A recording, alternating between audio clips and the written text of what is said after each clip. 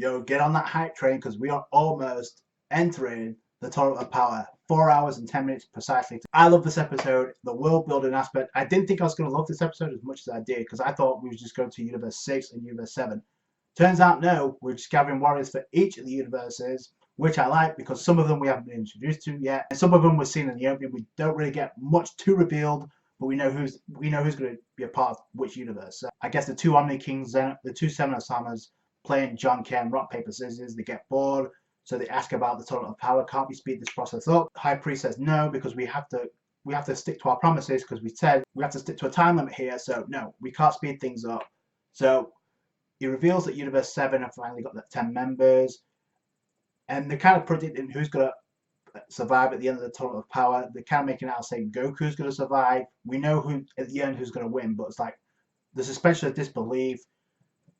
And then High Priest kind of mentions, oh, what about Universe 6, which I agree with, and I'll tell you why in a minute. But we do get to Universe 6. We also get Universe 11. We know they're the heavy hitters of the tournament. Yeah, we get to see Topo. We get to see the Beerus lookalike, and we also get to see Casserole, and he's saving a cat or a bunny, an alien-looking cat from and helping some kids. So he's not able to meet up with them. We don't get to see Jiren. I think he's going to be the last members of the universes to be introduced. We know that Goku's going to fight with him because we've seen this so many times in the opening. If it wasn't obvious enough, that opening is misleading as hell. You obviously know why. If you saw the ending of this episode, if you've seen the rumors, the spoilers, you know what's going down. Find out that Universe 7 has its members, all but one. We find that Vegeta goes into the time chamber. By the way, was anyone who thought it was hilarious when Popo was saying to Vegeta, bitch, you better not go mess up that time chamber again. You better not blow it up. And I'm like, bitch, this is not Dragon Ball Z Abridged, okay? Do not talk down on Vegeta. He will kill your ass. They threw that in there, but I thought it was hilarious. So, yeah. Vegeta's doing his thing in the time chamber.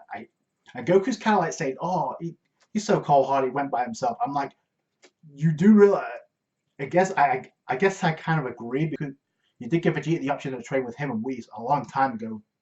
Obviously, Vegeta turned it down to be an actual father, to be there for his unborn child.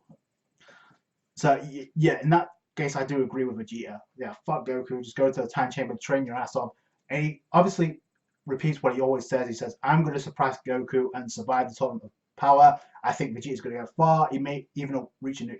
He's definitely going to get a power boost. I don't know if he's going to reach a new mode. Same with Goku. Because, boy, did he get nerfed in this episode. Because he's been nerfing Gohan. He nerfed Krillin. He kind of had ended at a tie with 17. But in this episode, he got... I mean, Whis was blocking his hits like a boss. In Super Saiyan Blue, by the way. So, yeah. And it's in the gravity room. Plus, there's something in this episode that shocked the fuck out of me. Well, I guess I shouldn't be too shocked given the way that Goku's character has been handled in this arc. And actually, Goku asks the question, how can I get stronger before the Tournament of Power? And Yokai mentions, perhaps I should do the same ritual that I did for Gohan when I unlocked his ultimate powers.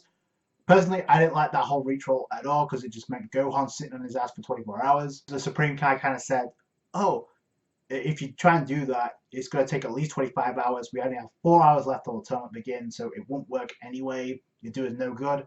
But the fact that Goku says, he didn't pass it off. He didn't say, no, I'm not going to do that. Goku says, you know what, let's do that. Let's try that. Anything to get stronger. And it's like, this is Goku, the same Goku who usually likes to break through his limits. The same Goku that got pissed over the thought of being borrowed energy from others to reach Super Saiyan God. Remember how Goku reacted? Now Goku all of a sudden wants to get a ritual to boost his power up. That's not Goku, okay? I didn't like that. I didn't like that when it happened to Gohan. I think it meant so much more when Gohan awoken it in his training with Piccolo. It meant just like that. It came to him and he got back in the game the way he should have. So for Goku to like kind of reason with that and not pass it off is, yeah, that's like, whoa. So it shows you, again, I guess it shows how serious Goku is about saving this universe, but he brought it on himself. So he wanted this tournament to test his limits. So is Goku now realizing the ramifications of his actions now? Is that what's going on here? Because he's that desperate, he's looking to gain a power boost by a ritual? No, that doesn't seem like Goku to me. It means that Goku, if he is going to go new mode, he's going to have to do it the old-fashioned way, which I have no problem with. I think Vegeta may unlock a new mode. There's not a lot of time in training left. I think I'm calling it right now. He's blowing up that time chamber again. But this is Dragon Ball Super, not Dragon Ball Z Abridged, so not a whole lot you can do about that, Popo. Anyway, I like this episode because we go to different universes. We get to see a lot of fighters linked with different universes. We get to see Universe 3, and that is probably by far the weakest universe I've seen so far. But we do get to see the God of Destruction use Hawkeye to blow the shit out of I guess people protesting, rioting because they realize they're going to be erased, so they're going to jump ship and go to other universes. So the God of Destruction is like, no, fuck that. Hawkeye destroys every one of them because they need 10 fighters and they don't seem to have any except for those 3. So I hope that changes. Personally, they are the weakest universe, so I don't know if we're going to see them or not. But then we get to see the comedy group of the universe, of all the universes, Universe 10. And we see that Guazu is recording YouTube videos for GodTube because he's like, oh, we've got so many views for these bodybuilders dancing. The Angel's getting it on this shit. The servant's just dancing all over the place. So yeah, are you getting all this? Obviously, the servant doesn't give a shit because the servants and angels will not be erased, so they can do whatever the hell they want. That's the comedic part of the episode. I don't know what the God of Destruction has been sipping on, maybe some of that protein shake, but that's not helping. Gawasu's just an idiot because he's continuing to record, but he should be trying to talk those bodybuilders in the training. I think there could be some of those that shine. I hope that's the case.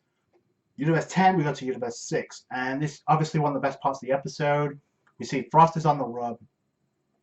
He's encountered by a hit, and he says, I'm not going to die, I'm execute me again. And Frost says, I'm not going to be executed, so he launches out a hit. That doesn't work. He dodges all of Frost's attacks like a boss on some observation hockey type level. And even Hit is complimenting Frost because he realizes, oh, you've gotten a lot stronger being on the run. It's sharpened your spirit because you want to survive. That's going to be needed at the tournament of power. Like it or not, it's actually a great attribute to have. And Frost has that down, so he's obviously picked to join Universe 6. Now, there's a very interesting poll that was on Google Plus the other day, and I actually kind of agree with it. I don't know if it's going to happen, but I thought it'd be kind of neat. Would you like to see Golden Frost or Sapphire Frost? Personally, I'd like to see Sapphire Frost, just because of the dynamics. We already have Golden Frieza, and we know Frieza's going to be a part of Team Universe 7, especially after the end of this episode. Now it's pretty much set in stone. So I think it'd be cool. Just imagine Frost versus Frieza, Sapphire Frost versus Golden Frieza. That'd be awesome. So personally, comments in the comments if you want to see that fight. Personally, I think we will. I think Frost is going to betray Universe 6 because look at the way he's acting. Because he says, "I don't want to die.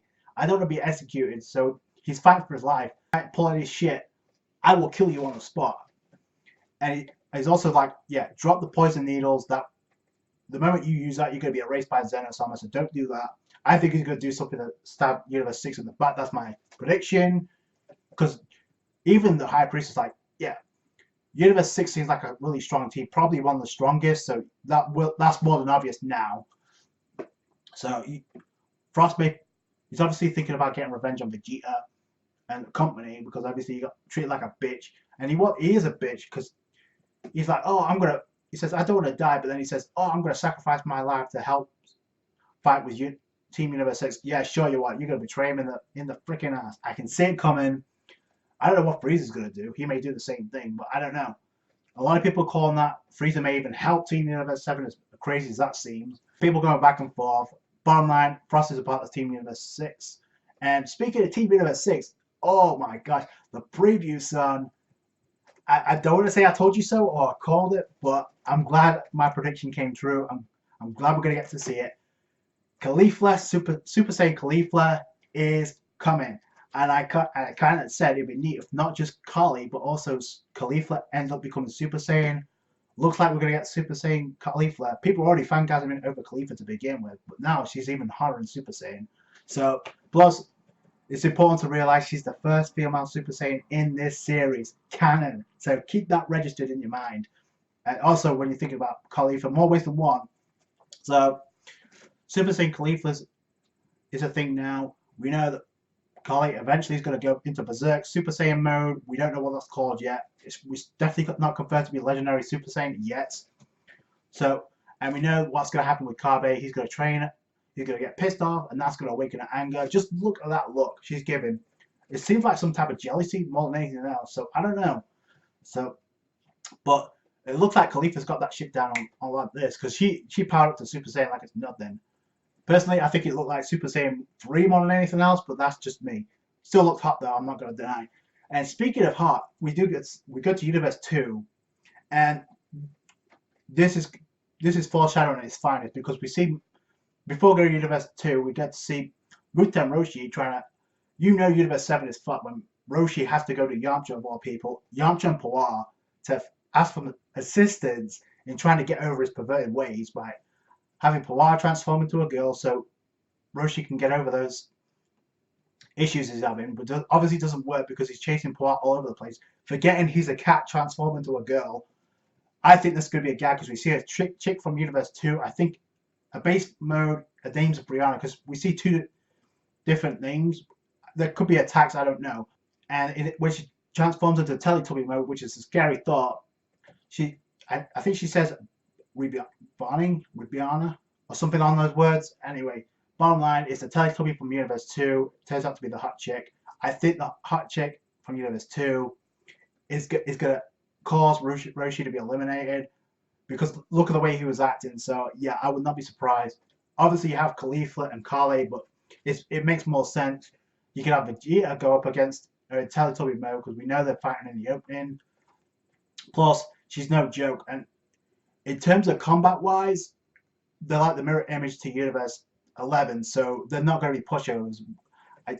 We don't get to see the other fighters, which I'm kind of disappointed we didn't get to, but she's rather impressive, so I would not underestimate her at all. She looks like female Majin Buu, which obviously looks like a Teletubby, but she obviously is enough to go toe-to-toe with Vegeta. So, we go from one universe to another. Again, we saw Universe 3 going to be gathered. The preview got me hyped, son. And then we get the call from Satan to Bulma. What the hell was Satan doing? He should have been keeping guard over Majin Buu. He's fallen asleep. We know he won't wake up for 2 months. We know what this means in a couple of episodes. It means those rumors are right. Frieza is all aboard. We don't know how that's going to play out. Gohan's the team captain. By far, I think he should be the one to pick who joins Team Universe 7, but you know what? Screw it. We're short for time. 4 hours left. What can you do? They're obviously going in that direction. I'm not going to say I hate it, because I'm not, at this point, I'm really not too sure. We don't know how Frieza's going to do. We don't even know if he's going to fight for Team Universe 7, let alone help them out. But all in all, I did like this episode. It's world building at its finest. The setup, son, the preview got me hyped. Female Super Saiyan Khalifa, you can fangasm or you can be hyped. I'm both. So yeah, that's it from me. Thank you so much for watching. Like this review if you did appreciate that. Comment down below your thoughts about the episode. Subscribe to the channel for more Dragon Ball Super. Catch you guys later. Thanks guys. Bye.